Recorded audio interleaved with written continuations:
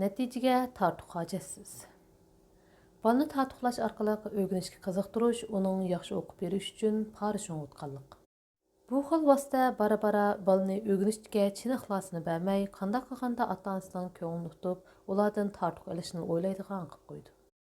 Bundaq balalar ruhiyati küçük, öz payda ziyningli ko'yda yuradigan, maqtanchoq va yengiltak, o'rganishda mavqesining tayini yo'q og'michi va pulsatparastlardan bo'lib qoladi. Balani har jihatdan ilhomlantirishga izchil ahamiyat berib kelgan bo'lsaqmi, ammo buningda moddiy tortiqni emas, balki ma'naviy rag'batni asos qiladiq. Oilada balani tortiqlashga to'g'ri kelganda, maxsus tutilgan xotiraga balaning maqtashga arziydigan ishlarini yozib, uning yeniga gul sizib qo'yadiq. Ammo buningda hargizmi balaning o'rganish natijasini shart qilib olmaganligimiz uchun, osh tortiqlarning birsimi balaning o'rganish natijasi uchun berilgan emas. İmtihanni yaxshi bas tortiqlamaslik ta'biriga imtihonni yaxshi berolmay qolsa tanqidlanmaslikni yondashtirishga to'g'ri keladi albatta. Shunga biz bola imtihonni yaxshi bersin, berolmasin, uningga o'xshash pozitsiya tutib, bola imtihonni yaxshi bergan chog'larda xushallikdan sakrab ketadigan, yaxshi berolmay qolgan chog'larda umidsizlanib qaynab ketadigan ishni asla qilmaydik. Bu hargizmi bolaning o'rganish natijasiga parvo qilmaganligimiz emas albatta. Chunki bizmi boshqa ota-onalarga o'xshash bolaning o'rganishda obdan natija qozonishiga tashna bo'lardik. Ammo bu tashnaligimizni hadisli gap so'z va chiroy chehrimizda oshkorlab yurmay, ko'nglimizda saqlaydik. Shundaqla uni ushaq xalqidagi masalalar xususida fikr yurgizish va durust bir taraf qilishning turkisiga aylantirdik. Ota-onalar bola ogohlantirib yurmasa yoki haydab turmasa yaxshi o'rganmaydi deb qarashi mumkin. Ammo menimcha bunday qilishning hojati yo'q. İmtihanning muhimligi navbatdagi ijtimoiy hayotimizda eng yuqori chekka yetkazishga bolalarimiz numur halakchiligida yuribdi. Bola maktab kirgan tunji kundan tortibla yaxshi natijaning hammadan muhim ekanligini o'zigidan his qilib yetadi. Shunga bolalar og'zimizda o'pirtib yurmasakmi, yaxshi natija olish uchun butun asiyodi bilan tirishadi. Demak, bolalarni tortiqlab yurmasakmi, yaxshi natijaning o'zi ularga olamcha xushallik bag'ishlab, ularni texmi tirishib o'qishiga rag'batlantiradi. Bolalarning imtihon natijasini bek zig'irlab ketmaslik, jamiyat va maktabning natija haqidagi ziyod davronlardan keladigan salbiy ta'sirini ancha-muncha pasaytib, bolalarning o'rganish pozitsiyasini to'g'rilashga, shundaqla bolalarni o'rganish besimi yoki jiddiyligidan qutuldirishga foydali. Menimcha ota-onalar imtihonni ziyoda sirliqlashtirib o'tish, imtihon natijasini yepdan yanisigacha zehirlab ketishdan saqlansa, bolalar o'rganishda zehnini bir yerga yig'ib, imtihonda ko'nglini to'xtata oladi. Besimdan qutula oladi. Yiroqni o'ylaganda, imtihon natijasini zig'irlab ketmaslik bolalarning obdan o'rganishiga ta'sir yetkazmayli qolmasdan, o'rganishda olg'a besishiga turtki bo'la oladi. Bolalarga nisbatan aytganda, yaxshi natijaning o'zi bir turlik tortiq bo'lganligi uchun ota-ona bo'g'ichi bolaning natija daftarini ko'rib, "Hushyaram balam, aferin" deb maqtab, bolaga mehr bilan tabassum qilsa, shuning o'zi bolaning yanada tirishib o'qishiga yetarli ilhom bera oladi. Bir ayolning aytishicha, u bolasini rag'batlantirish ko'yda nurg'ul amallarni ishlatib beqibdi. Misolan, imtihonni yaxshi bergan chog'larda o'yinxonalarga boribdi. Dağlıq markalı kiyimlarni, oyoqlarni elib beribdi. G'aribcha taom restoranlarga akirib mehmon qilibdi. Hatto bolasiga ma'lum nishonga yetalsa, chet elga sayohatga opiradiganligi haqida va'da beribdi. Ammo u choralarning hammasi 4 kunga aram poylabdi. Bolaning o'rganish natijasida faqat ilgirlash bo'lmabdi. Bu ayol bolasini rag'batlantirish uchun nurg'un amallarni ishlatib boqqan. Ammo menimcha, u bolasini xilma-xil qimmat narsalardan bahrilantirgan bo'lsa-mu, u narsalarni faqat birli og'iz so'z bilan ta'birlasak kifoya. U bo'lsa-mu, moddiy tortiq. Birovning tortiqqa qiziqish-qiziqmasligi uning shu jihatdagi hojatiga bog'liq. G'urgul kunlarni boshdan kechirib boqqan ota-onalar rag'batlantirishda oldi bilan moddiy buyumni yodiga oladi. Ammo u siriqtal zamonlarda shakllanib qolgan mafkura. Hozirgi bolalarni moddiy jihatdan asosan 9 tal deyishga bo'ladi. Moddiy tortiqlar ularning qizg'inligini deganda qo'zg'atilmaydi. Qo'zg'atildi degan taqdirdami, undaq vaqtliq qizg'inlik uzunga davomlashmaydi.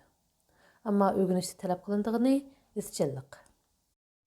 Moddiy tortiq masalani uzil-kesil hal qila olmay qolmasdan, balki yana nurg'un salbiy ta'sirlarni paydo qiladi.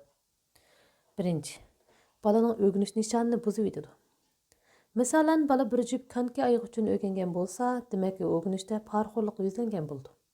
U aşu konki ayığa eriş üçün dastlabda tirishib obdan natija qazanadigan bo'lishi mumkin. Ammo konki ayıg'ini qo'lga keltirib bo'lgandan keyin o'rganishga yana bala qo'yidi. Bala chakini tatoq apreydi qilgan chakini muddo sababidan o'rganishga zehnini qo'ymay qandaqdir tatoqni nishon o'rganishni vosita qilib oladi. Buning bilan bala haqiqiy nishondan adashib qoladi. Ikkinchi, balaning rostchilik bilan o'rganish ruhini qardan chiqardi. O'rganishda baldan oldin talab qilindigani ilm izlash qizg'inligi va puxta o'rganish vositasi. Bu ham yaxshi natijani izchil saqlashning tubki sharti. Shundaqla negizlik usuli. Balani tatiqlash orqali o'rganishga qiziqtirish, uning yaxshi o'qib berishi uchun pora sho'ng'itganlik. Bu xil vosita bara-bara balani o'rganishga chin ixlosini bermay, qanday qilganda ota-onasining ko'nglini utib, ulardan tartib olishni o'ylaydigan qilib qo'ydi. Bundaq balalar ruhiyati küçük, öz payda zeynini koydu yürüydigan, maqtanchaq va yengiltak, o'rganishda mavqesining tayini yo'q, ag'michi, pulparast va fursatparastlardan bo'lib qoladi. 3. Balani o'rganish bilan qarshilashtiradigan qilib qo'ydi. Har qanday imtihonga oldin bir nima degil bo'lmaydiganligi uchun har qatimliq imtihonda yaxshi natija olishga hech kim hurmat qila olmaydi. Masalan, mundaq faraz qilaylik. Bir bala g'altaklik qanqa uchun ussab yurdi. Ota-onasi imtihonda oldingi o'rning ichiga kiralsa, g'altaklik qanqa elib berishga va'da qildi. Ammo u bala imtihonda 12-chi bo'lib qolib edi. Ota-onasi bu qatimki imtihonda oldingi o'rning ichiga kiralsang ep berman dedi. Chunki u ota-onasi bu hol balani izchil tirishga undaydi deb o'ylagan. Bundaq ahvolda bala keyingi qatimliq imtihon uchun dakki-dukkiga tushdi. U kelar qatim imtihonda oldingi o'rning ichiga kirib muvaffaqiyatidan xursand bo'lsa-mu, unda xushallik uzunga bormaydi. Chunki uzun o'tmayli ota-onasi yana bir qatimliq imtihon uchun balasiga yangi bir shartni qo'ydi. Har qatimliq imtihonni birdan to'saqqa aylantirib, balaning imkon bor o'ngishli atlab o'tishini talab qilib turib olganda, bala navada imtihonni ko'ngildek berolmay qolsa, bu xil o'ngishsizlik uning dilini yora qiladi. Natijada bala bara-bara o'rganishdan bezor, imtihonga o'ch bo'lib ketadi. Balani o'rganishga rag'batlantirish usuli bilan o'rganish usulidagi ishga bog'lanishga alohida diqqat qilish. Bu ikkisini hargizmi to'qinishtirib qo'ymaslik lozim. Chunki o'xshash bir kaltaklik konki elib berishga qaraganda, boshqa usulni qo'llanganda o'xshash bo'lmagan unumga erishgan bo'ldi. Misalan, balangizning imtihondan burunla bir jup konki og'iz bog'lig'ini bilgan, o'zingizmi elib bermoqchi bo'lgan bo'lsangiz, eng yaxshisi buni imtihondan burun balaga demang. Uning imtihon natijasiga shartmi qo'ymang. Balangiz imtihonda 12-chi bo'lib qolgan bo'lsa-mu, uni "Yaraysan balam, oldingi o'rning ichiga kirishga oz qopsan" deb maqtab qo'ying. Ondan gapni burab, uningdan g'altaklik konki og'izi bor yo'qligini so'rang. Bunda qilganda balaning ko'nglidagi imtihonda 12-chi bo'lib qolganlik sababidan paydo bo'lgan g'ashni oz to'la yengiltib qolmay, uni g'altaklik konki elish orzusiga yetkazgan bo'lasiz. İmtihan natijasi bilan g'altaklik konki orasida hech qanday to'qinish bo'lmaydi. Balangizmi o'rganishga ko'ngilli kishilarni hamroh bo'lganligini his qilib yetadi. İchingizda nima o'ylamang, balangiz sizdan ko'ngliga aminlik va shodlik topsin.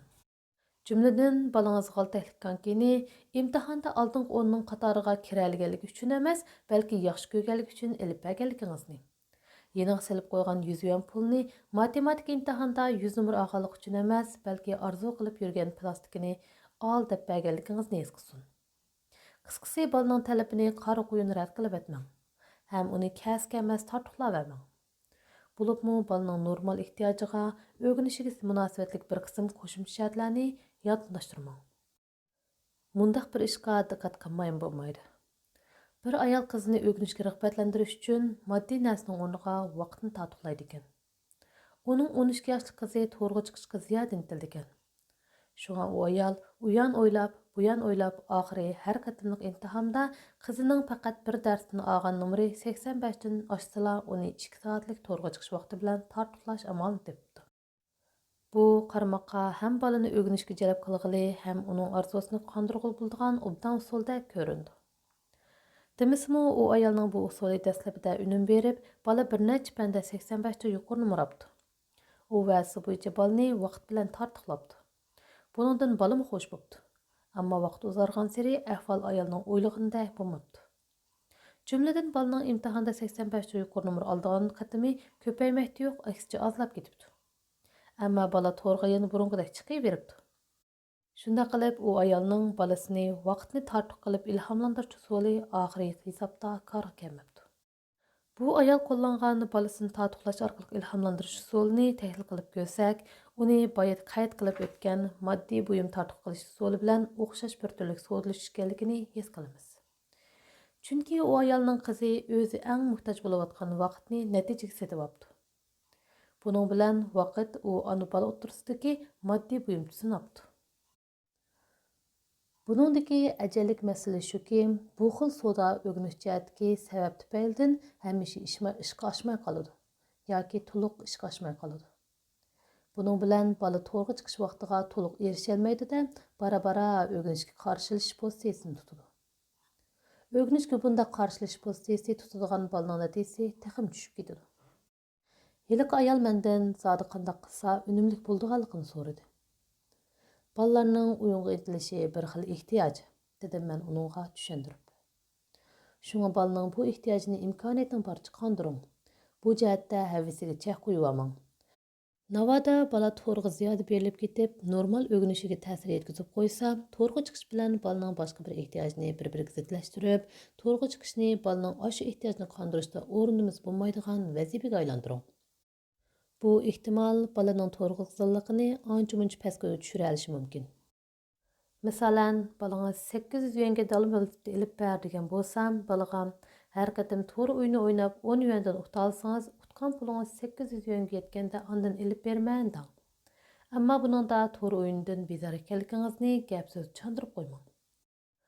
Balangiz apam to'g'ri o'yinni balalarning normal havisi deb bildigan degan tuyg'uga kelib qolsin. Buningda 800 yuanni tepish uchun balaning 80 qatim to'g'ri chiqishiga to'g'ri keldi. Buning uchun bala ilgirki kuniga bir qatim, har qatimda 4 soatdan to'g'ri chiqish usulini kuniga 4 qatim, har qatimda 1 soatdan to'g'ri chiqishga o'zgartirish mumkin. Bundaq bo'lganda, shu 800 yuanni tepish uchun oz degandami 15-20 kun to'g'ri chiqishga to'g'ri keladi. Bundaq taktikani ishlatganda, uni imkoniyatning boricha qiyinroq laylash kerak. Chunki bala mayli qandaq tartib bo'lmasin, uni qo'l keltirishning oson tushmaydiganligini his qilsin. Undan boshqa balaga har kuni degidek dala velosipedining gapini qilib, balani to'g'ri o'yin orqali pul tepish vazifasini tezroq o'rindashga da'vat qilib turing. Balalarga nisbatan aytganda, ma'lum bir ish vazifasini olgan naman u balaning nazarida jafoliq mehnatga aylandi. Bu usulni o'ngishli qo'llansangiz, balangiz dala velosipediga erishgan chog'da uningdagi to'g'ri qizg'anligining tangdan to'lisi tugagan bo'ldi. Navoda balangiz bir oz vaqt o'tgandan keyin yana to'g'ri qiziqib qolgudek bo'lsa, mushu usul asosida yana bir xil tartiqlash taktikasini laylang. Ammo balaga asli niyatingizni hargiz chandırib qo'ymang. Ota-onalar shuni unutmag'ayki, balaga o'qigan og'zaki opirinimizmi chig'ida bo'lsin. Balalar o'z iqtidoriga ishonch qila olmagan chog'da boshqalarning opirin va muayyanlariga muhtoj bo'ladi. Şunu balalar qandaqlı ishda bo'lsin, muayyan iqtidor turg'izib bo'lganda, uni yana maqtab yurishning hojati yo'q. Chunki undaq chog'dagi behuda opirin balaga yasalmoq tuyg'usi berib qolmay, hatto balani o'z iqtidori haqida gumonga solib qo'ydi. Kishini ziyoda maqtaydigan gapni degandan ko'ra demagan yaxshi. Ota-onalarning balaga bo'lgan qoyilligini ayon qiladigan yo'llari xilma-xil. Masalan, bevosita maqtashdan boshqa yana kunlik turmushdagi ushshoq ishlar orqali ifodalashga bo'ladi. Balaga dakki bermaslik bilan uni ziyoda maqtamaslikning ahamiyati asosan o'xshash bo'lib, har ikkisida balaning o'zlik tushunchisini qalaymaqqonlashtirib o'tmaslik maqsad qilindi. Bala durust mijoz xulqini yetildirayotgan chog'da uningga qilingan kelmas tatuq kamolatiga turtki bo'lolmayli qolmasdan, balki putiga tushak bo'lib qoladi. Demak, imtihonni yaxshi bas tatuqlamaslik taklifi dal chapqini olaman deb ko'zni qarg'u qilib qo'yishdan saqlanish uchun o'ttirg'a qo'yilgan.